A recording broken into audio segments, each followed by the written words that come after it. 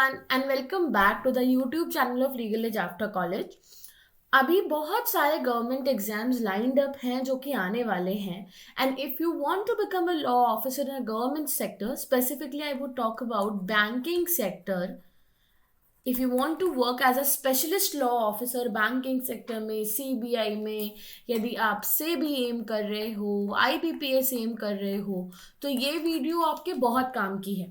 क्योंकि आज specific video में मैं आपको बताऊंगी कि आपको कौन कौन से सब्जेक्ट्स पे अपना फोकस बना के रखना चाहिए if you want to have a government job, a well paid government job in the legal field. So let me tell you which exams we'll be focusing on in this specific video.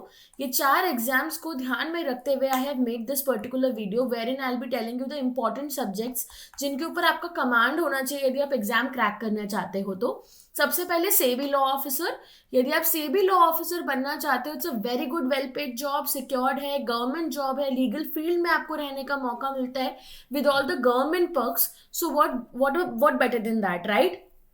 SEBI law officer, IBPS SO law officer, RBI law officer and CBI law officer. So today in this specific YouTube video I'll be discussing these four main law officer posts जिसमें आपको कैसे preparation करनी है, कौन से subjects का ध्यान रखना है, किन सब्जेक्ट्स पे आपका फोकस होना चाहिए, क्या मेजर है, क्या माइनर है, क्या स्पेशलिस्ट सब्जेक्ट्स के ऊपर आपका कमांड होना चाहिए। I'll be telling you one by one all of them.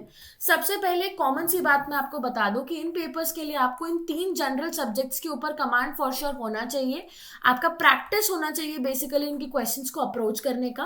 That is English की मैं बात करूँ तो वो बहुत ईजी टू मॉडरेट वाली कैटेगरी में आती है। It's not difficult like LLM entrance examination में बात करूंगी एलिट की। एलिट जितना डिफिकल्ट इंग्लिश यहाँ पे नहीं आता है, बहुत बेसिक इंग्लिश आता है, बट येस इंग्लिश इंपॉर्टेंट है and trust me English is scoring. तो इसके लिए you should focus on reading newspapers, good English newspapers, and building your vocabulary on a day-to-day basis and learning the basic grammar rules and practicing their questions. I think this will be it for English. Then reasoning may include math questions also and logical questions also. जैसे alphabets वाले questions आते हैं, series वाले questions आते हैं, एक information chart दिया होता है, उसके basis पे questions answer करने होते हैं। तो English और reasoning moreover इन चारों एग्जाम्स में है ही, किसी पेपर में नहीं आता है, सिर्फ और सिर्फ लॉ पूछते हैं, बट मैं आपको एक ओवरव्यू बता रही हूँ इन सारे एग्जाम्स का। तो लॉ के साथ साथ हमारी कमांड इन सब्जेक्ट्स पे भी होनी चाहिए क्योंकि ये हमें एज प्रोवाइड करता है over all other competitors. Then general awareness में आपका सिर्फ लीगल नहीं बल्कि जो नॉर्मल जनरल अवेयरनेस के क्वेश्चंस है, नेशनल इंटरनेशनल इवेंट्स, वो भी आपको कवर करना चाहिए for sure. Right?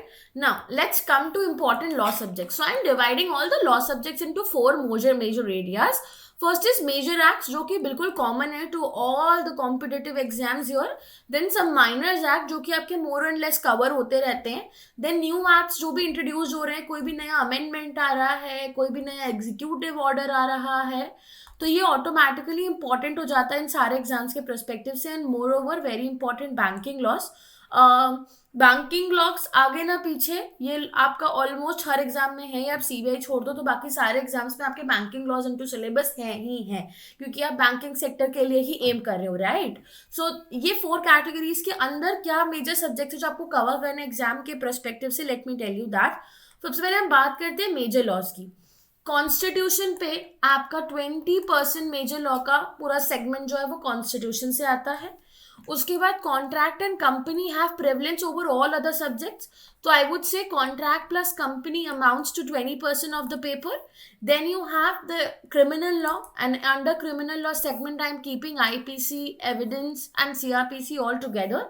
This amounts to 10% of your paper.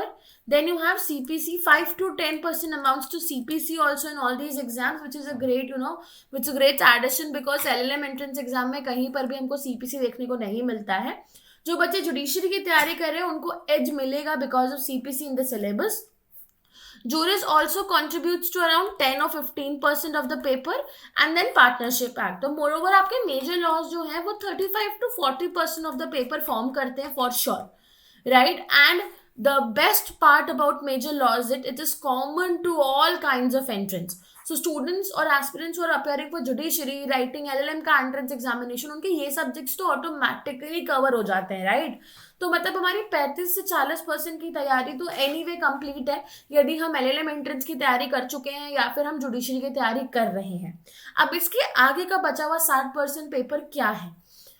40% मैं बोलूंगी बैंकिंग लॉज है पेपर में, 35 to 40% आपके banking laws and in the banking laws category I be putting SARFAESI act, I be booking banking regulation, this is a star act of this category, IBC again a star act of this category. इन दोनों acts पे बहुत majority of questions आते हैं, तो मैं ऐसा बोलूंगी कि इस 40% के ओवरव्यू के अंदर से कम 25 से 40% तो आपका बैंकिंग का ही सेट, बैंकिंग के लॉज के अंदर भी आपका बैंकिंग रेगुलेशन और आईबीसी कवर होता है फॉर श्योर। कोऑपरेटिव सोसाइटी से भी एक या दो क्वेश्चंस अप्रोचेबल हैं, RBI again a star act of this particular category. Then there are 2-3 new and small legislations in the banking laws category, like payment and settlement act हो गया, ombudsman scheme हो गया, बैंकर्स बुक एविडेंस एक्ट हो गया। अब ये तीनों जो लॉज हैं इन पे बहुत ज्यादा क्वेश्चंस नहीं आते हैं, इनफैक्ट सेबी वगैरह में ये सिलेबस में भी नहीं है, लेकिन क्योंकि हम चारों एग्जाम्स का ओवरव्यू यहाँ पे डिस्कस कर रहे हैं, so as per that I think these 3 acts are also very scoring when it comes to IBPS SO officer और we are talking about RBI officer. तो ये वाली पोजीशंस भी वेल पेड जॉब्स और इनके लिए you will have to focus on these 3 acts for sure in the banking category. So majority आपके जो लॉज हो गए वो आपका 40% ऑफ द पेपर हो गया, बैंकिंग आपका 40% ऑफ द पेपर हो गया, minor acts amounts to 10% and the new amendments और new orders, new amendments, new acts amounts to 10% of the paper. So this is how you have to divide your priority while preparing for these examinations. Now minor acts की यदि मैं बात करूँ तो minor acts will include sales of goods act हो गया, registration act हो गया, arbitration act हो गया, कंज्यूमर प्रोटेक्शन हुआ। कंज्यूमर प्रोटेक्शन पे तो अभी बहुत सारे क्वेश्चंस आ रहे हैं क्योंकि ये न्यूली एडेड लेजिस्लेशन है, राइट? इन पे बहुत क्वेश्चंस हैं। Information technology, right to information act हो गया, स्टैम्प एक्ट हुआ, prevention of money laundering act हुआ, ये सारे आपके माइनर एक्ट्स की कैटेगरी में फॉल करते हैं and this amounts to 10% of your paper, right? I am giving you overview of all the 4 examinations all together, repeating it for your convenience.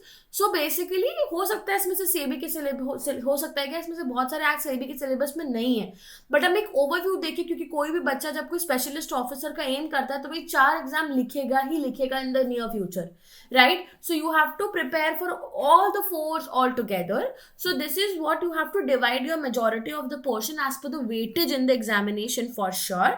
This is what I feel for these upcoming examinations.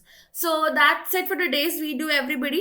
I hope आपको ये video fruitful रहा होगा, आपको समझ में आएगा कि आपको क्या और कैसे प्रायोरिटाइज करना है अपने प्रिपरेशन जर्नी में for the specialist law officers. Good day everyone and take care.